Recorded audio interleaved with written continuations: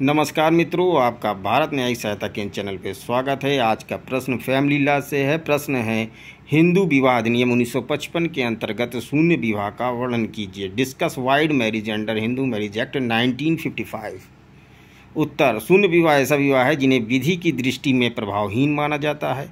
इनका अस्तित्व विधि की दृष्टि में प्रारंभ से ही नहीं होता। हिंदू विवाह अधिनियम 1955 की धारा 11 के अनुसार यदि कोई हिंदू विवाह अधिनियम की धारा 5 में उल्लिखित उपधारा 1, 4, 5 के प्रतिकूल उनमें दी गई शर्तों के उल्लंघन में किया गया है तो वह विवाह शून्य होगा तथा विवाह के किसी भी पक्षकार द्वारा इस विवाह के विरुद्ध प्रस्तुत याचिका पर न्यायालय इस विवाह को निरस्त करने की आज्ञप्ति डिक्री द्वारा शून्य घोषित कर देगा।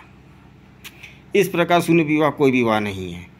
यह एक ऐसा संबंध है जिसका विधि की दृष्टि में कोई अस्तित्व नहीं है।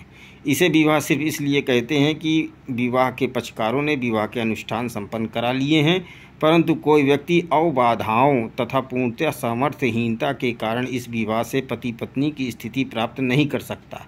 शून्य विवाह न होने के कारण किसी विधिक संबंध को जन्म नहीं देता है। शून्य विवाह के अंतर्गत पक्षकार के पारस्परिक अधिकार, कर्तव्य तथा दायित्व जन्म नहीं लेते।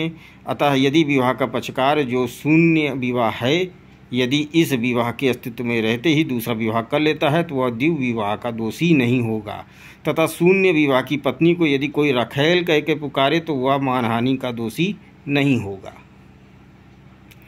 शून्य विवाह के अंतर्गत उत्पन्न संतान अब धारा 16 के कारण वैध संतान होती है। शून्य विवाह घोषित कराने की याचिका प्रेषित होने पर तथा डिक्री पारित होने पर कोई भी पक्षकार भरण पोषण की मांग कर सकता है, परंतु इसका कारण यह है कि हिंदू विवाह अधिनियम 1955 में इसके लिए विशिष्ट उपबंध है। शून्य विवाह को शून्य करार देने के लिए शून्य घोषित करने की डिक्री की आवश्यकता नहीं होती। लीला बनाम लक्ष्मी 1968 इलाहाबाद। जब न्यायालय यह डिक्री पारित करता है तो वह पूर्व में विद्यमान एक तथ्य की घोषणा करता है, अर्थात विवाह डिक्री द्वारा शून्य नहीं होता, परंतु वह तो पहले से ही शून्य होता है। हिंदू विवाह अधिनियम की धारा 11 के अंतर्गत विवाह शून्य घोषित कराने हेतु विवाह का कोई पक्षकार याचिका दायर कर सकता है। शून्य विवाह के आधार पर हिंदू विवाह अधिनियम की धारा 5, 1, 4 तथा 5 के अंतर्गत निर्धारित शर्तों के उल्लंघन में किए गए हैं। जैसे पहला, यदि विवाह के एक पक्षकार को विवाह के समय पूर्व विवाह से पति या पत्नी जीवित है, धारा 5, 1। दूसरा, यदि विवाह के पक्षकार संबंधों को की प्रतिबंधित श्रेणी में आते हैं, जब तक कि किसी प्रथा रूढ़ी जिससे विवाह के पक्षकार शासित होते हैं इस संबंध के विवाह की अनुमति न देते हों, धारा 5, 4। तीसरा, यदि विवाह के पक्षकार आपस में सापिंड हों, जब तक उनके रूढ़ी या रीति रिवाज इनके मध्य विवाह की अनुमति न देते हों, धारा 54।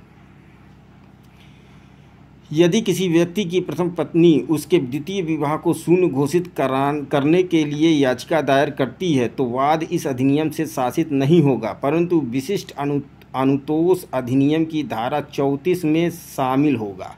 हरमोहन बनाम श्रीमती कमला AIR 1989 उड़ीसा 511।